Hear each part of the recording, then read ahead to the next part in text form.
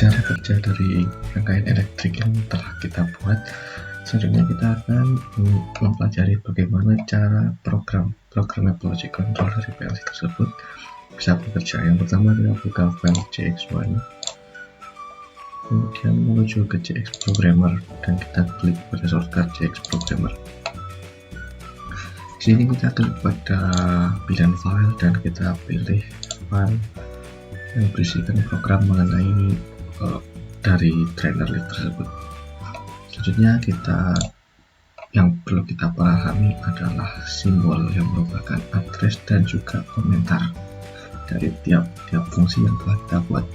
Jadi di sini kita membuat dari address 0.00 hingga 1.05 sebagai input. Yang pertama ada 0.00 berupa cara trigger untuk membuka pintu, 0.01 untuk menutup pintu, 0.02 untuk button naik lantai 2, 0.03 button turun untuk lantai 2, 0.04 untuk tombol menuju lantai 1, 0.05 merupakan tombol untuk menuju lantai 2, 0.06 merupakan tombol untuk menuju lantai 3, 0.07 merupakan tombol untuk menuju lantai 4, 0.08 merupakan sensor berat, 0.09 merupakan button untuk naik secara manual, 0.10 merupakan button untuk turun secara manual, 1.0 merupakan sensor posisi kabin atau mungkin bisa disebut dengan sensor level, 1.01 merupakan button naik dari lantai 1, 1.02 merupakan sensor tekan pintu atau sensor pintu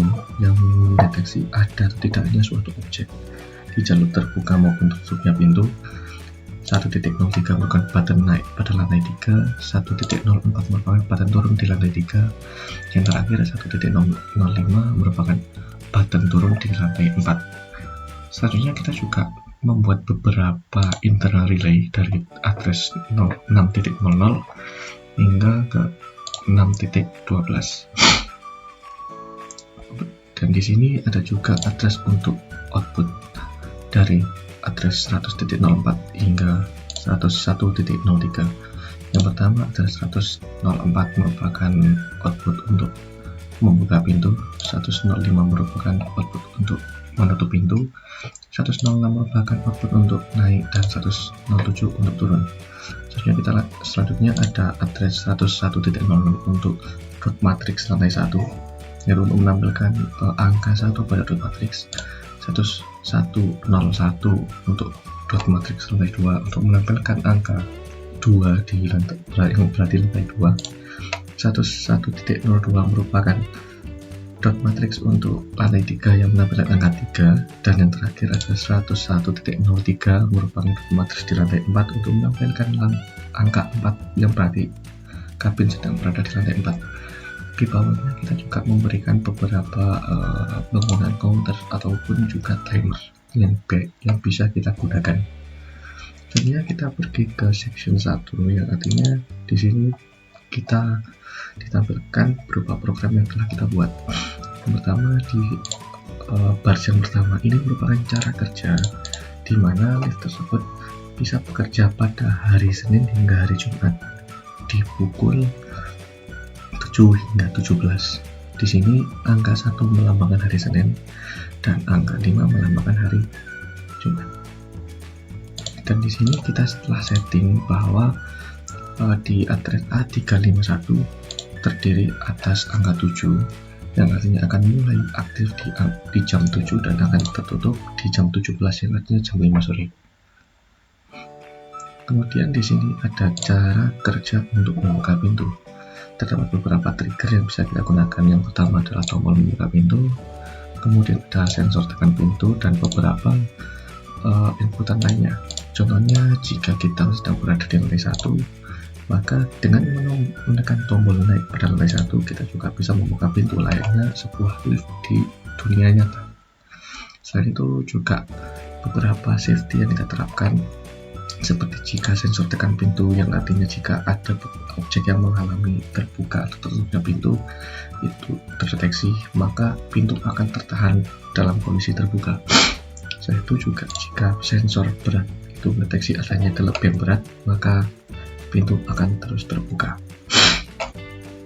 Selain itu di sini juga ada trigger untuk menutup kembali pintu yang bisa di-trigger dari tombol penutupan pintu, dan juga sebuah timer yang mana timer tersebut akan mereset kondisi pintu jika setelah terbuka maka dia akan memberikan jeda sekaligus juga tertutup secara otomatis. Dan di bawah ini merupakan beberapa penggunaan logika yang bisa kita terapkan berupa timer, if, dan juga ada berupa counter. Berikut adalah cara kerjanya. Kita bisa menekan Ctrl Shift W untuk melakukan sebuah walk online simulator. Kita tunggu. Nah, di sini yang pertama harus kita lakukan adalah jika uji coba dilakukan di luar jam, maka kita perlu mengaktifkan IR all, yang artinya dia akan aktif. Kita ke Ctrl C untuk aktif. Nah, dari sini sensor posisi kabin akan berada dalam kondisi menyala, ya, artinya kabin berada pada sebuah lantai, dan di sini terdeteksi bahwa kabin lift berada pada lantai 1. Pada bagian bawah di sini terdapat beberapa kondisi kabin.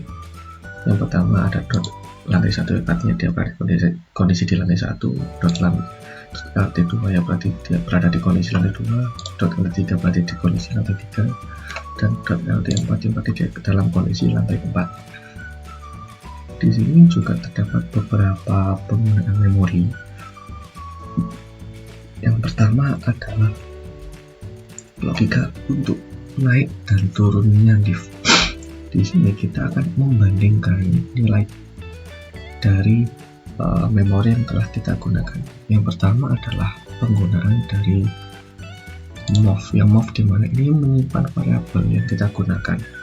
Semisal jika kita mengaktifkan pada lantai 1, dia akan membandingkan kondisi posisi lantai dengan tombol yang kita tekan, yang artinya jika kondisi lantai sama dengan tombol yang kita tekan maka pintu akan tertahan dan terbuka. Namun jika berbeda, dia akan memilih salah satu. Jika nilainya lebih kecil maka dia akan naik, dan jika nilainya lebih besar maka dia akan turun. Contohnya jika kita akan menekan di lantai 2, kita aktifkan tombol untuk menuju lantai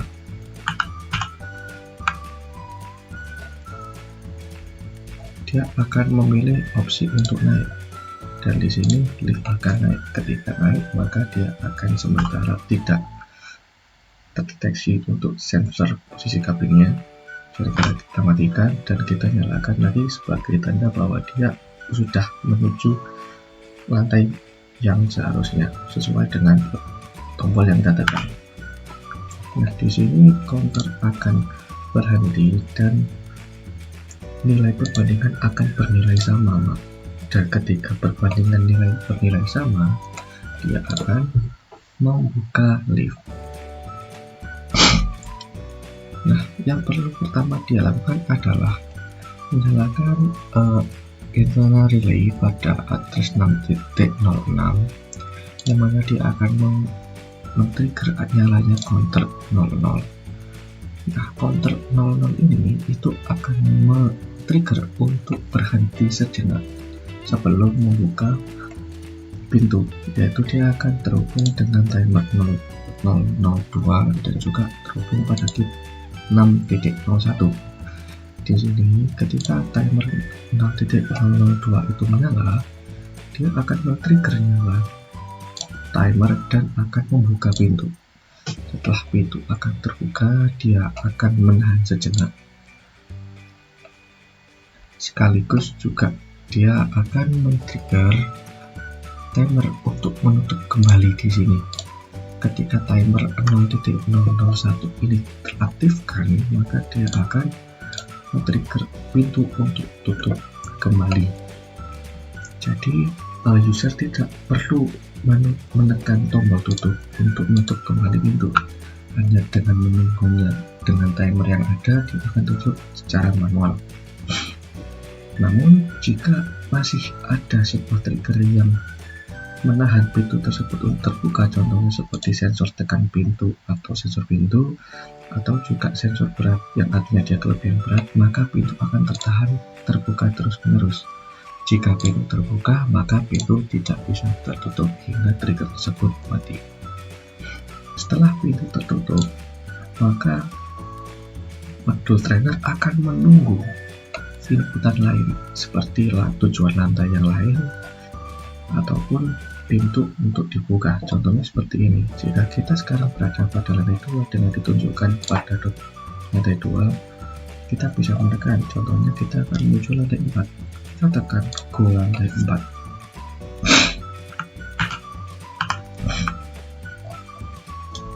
Di sini IR menunjukkan kondisi untuk naik, sehingga kita perlu mematikan serta menyalakan kembali sebanyak 2 kali karena kita menuju dari lantai 2 ke lantai 4. Kita matikan sensor berisik api yang katanya dia telah melewati lantai tersebut dan menuju lantai 3. Kita matikan lagi dan menuju lantai 4. Di sini IR menunjukkan aktifnya di 6.06 untuk membuka pintu. Counternya aktif dan dia akan membuka pintu. Setelah pintu terbuka, dia akan menunggu sejenak untuk menutup pintu.